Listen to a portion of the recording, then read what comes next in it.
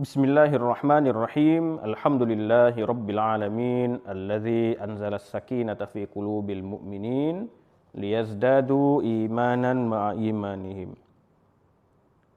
Wassalatu wassalamu ala asyrafil anbiya'i wal mursalin Muhammadin wa ala alihi wa ashabihi wa ummatihi ajmain. Para sahabat sekalian, Assalamualaikum warahmatullahi wabarakatuh. Ya. Alhamdulillah kita sudah sampai pada video yang bagian kelima ya, kaitannya dengan kajian atas buku Tuntunan Menuju Keluarga Sakinah ya. Yang pada 4 video sebelumnya kita sudah masuk bab satunya, sudah sampai terakhir itu pada bagian prinsip-prinsip relasi kesetaraan laki-laki dan perempuan yang diisyaratkan oleh Allah Subhanahu wa taala di dalam Al-Qur'an. Nah, pada sekarang kita masuk ke bab 2 yaitu tentang konsep keluarga sakinah ya, konsep keluarga sakinah. Nah, di sini dimulai dengan memberikan pengertian apa itu keluarga ya, kemudian apa itu sakinah. Ya, karena keluarga sakinah kan terdiri dari 2 kata ya, keluarga sakinah ya. Keluarga itu apa? Sakinah itu apa? Nah, di sini kalau di dalam buku ini yang dimaksud dengan keluarga yang di sini adalah keluarga yang dimaknai orang seisi rumah. Ya. Terdiri dari orang tua, dapat kedua orang tua atau salah satu dari orang tua itu ayah atau ibu beserta anak-anak atau maupun tanpa anak-anak. Nah, dapat juga bersama anggota keluarga lain yang memang menjadi tanggungan. Dan dapat juga masuk dalamnya adalah orang yang membantu dalam keluarga tersebut. Ya. Nah, itu kan juga menjadi tanggungan. Gitu. Nah, dan banyak lagi juga disebutkan di sini istilah kaitannya dengan keluarga itu ya, penafsiran ataupun istilah yang digunakan oleh Al-Quran terkait dengan keluarga. Ya, ada kata ahlun ya, atau al-ahl, ada juga menggunakan istilah asyirah. Ya. Kalau kata ahlun, misalnya dalam surah At-Tahrim, ya ayyuhalladzina amanu qu anfusakum wa ahlikum naro. Ya. Hai orang-orang yang beriman, peliharalah dirimu dan keluargamu dari api neraka. Kalau Al-Marohi menafsirkan kata al-ahl di situ ya, keluarga yang terdiri dari ayah, ibu, anak ataupun nanti yang membantu di keluarga tersebut.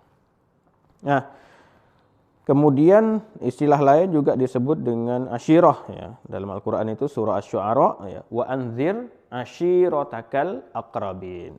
Dan berilah peringatan kepada kerabat-kerabatmu yang terdekat ya. Itu juga asyirah juga merupakan bagian atau dimaknai juga dengan keluarga. Nah, isyarat Al-Qur'an akan adanya konsep keluarga luas. Jadi sebagaimana kita ketahui kan ada istilahnya keluarga yang sifatnya kecil gitu ya, ada keluarga yang sifatnya luas ya.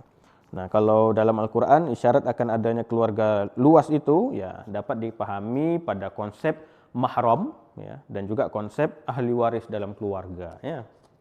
Nah, mahram itu adalah orang yang haram untuk dinikahi.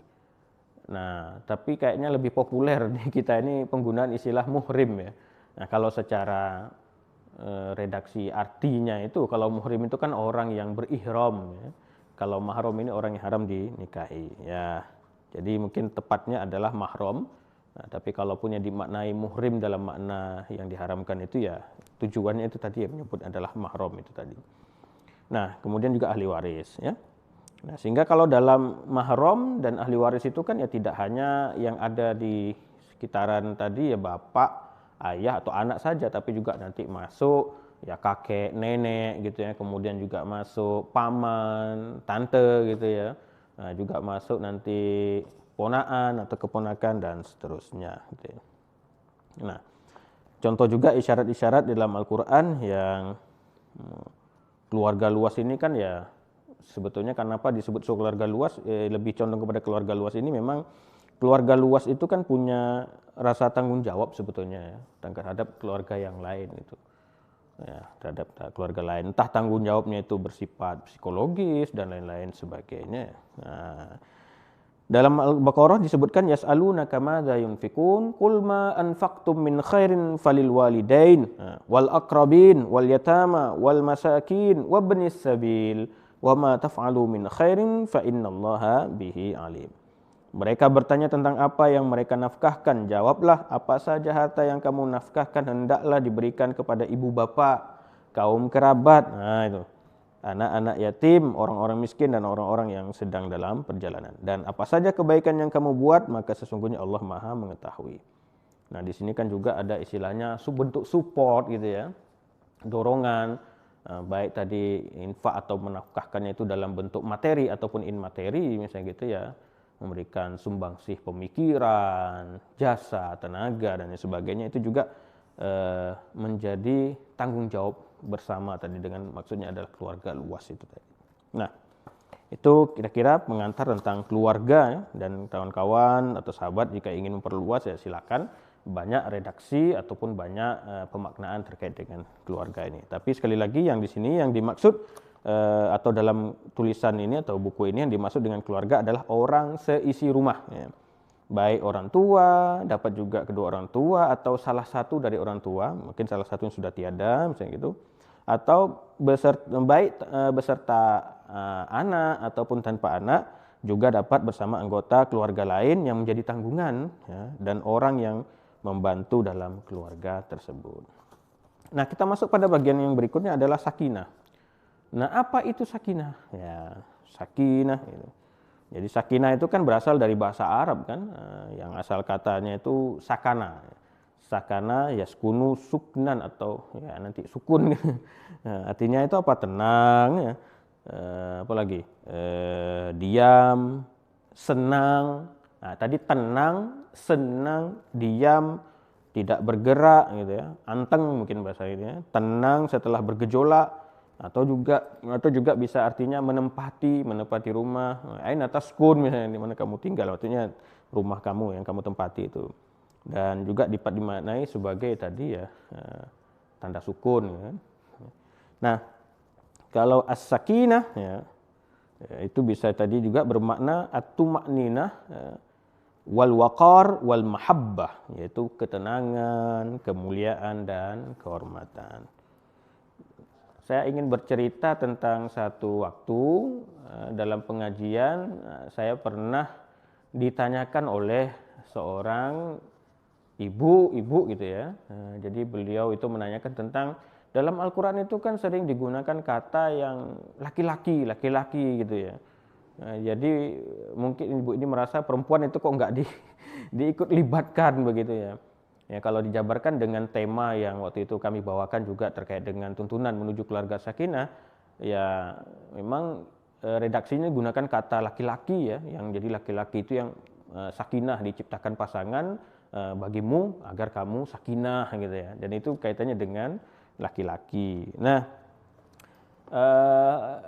panjang mungkin waktu itu saya lumayan lah ya, saya menjabarkan waktu itu, tapi paling tidak pada kesempatan ini saya ingin menjabarkan satu ayat yang kaitannya dengan surah Ar-Rum itu ya. Wa min ayatihi an khalaqalakum min anfusikum azwajan litaskunu ilaiha wa ja'ala bainakum mawaddatan wa rahmah inna fi dzalika laayatil liqaumi yatafakkarun. Dan di antara tanda-tanda kekuasaan Allah itu apa? Dia menciptakan pasangan-pasangan dari jenismu sendiri supaya kamu cenderung dan merasa tentram kepadanya. Dan kemudian dijadikannya di antara kamu ya, rasa kasih sayang. Sesungguhnya pada yang demikian itu benar-benar terdapat tanda-tanda bagi kaum yang mau berfikir. Nah, dalam memaknai ayat ini, ya ini dalam perspektif ya, mungkin saya memaknai bahwasanya ayat ini tidak ditujukan untuk laki-laki secara khusus. Tetapi ayat ini ditujukan baik bagi laki-laki maupun bagi perempuan. Nah, ya samalah ketika kita ayat lain misalnya kan ya ayyuhalladzina amanu kutiba alaikumusiyam, kan di situ kata kum ya, laki-laki kan. Wahai orang-orang beriman, amanu kan, amanunya di situ menunjukkan adalah laki-laki kan. Diwajibkan atas kalian berpuasa. Ya tapi di situ kan ya bagi perempuan juga kan wajib puasa gitu, puasa Ramadan gitu ya. Nah, wa min ayatihi, dan di antara tanda-tanda kekuasaan Allah itu atau kekuasaannya adalah apa? an khalaqalakum min anfusikum azwaj, yaitu Allah menciptakan bagi kalian itu pasangan-pasangan.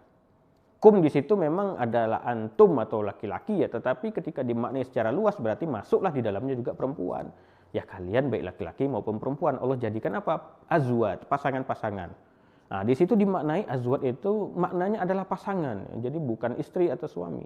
Nah, pasangan itu ya, kalau kita melihat juga dalam surah lain ya, dalam Al-Baqarah misalnya, wa qulna ya adamuskun anta wa zaujuka. Nah, kan wa zaujukal jannah. Kata zaujun bukan menggunakan kata zaujatun gitu ya.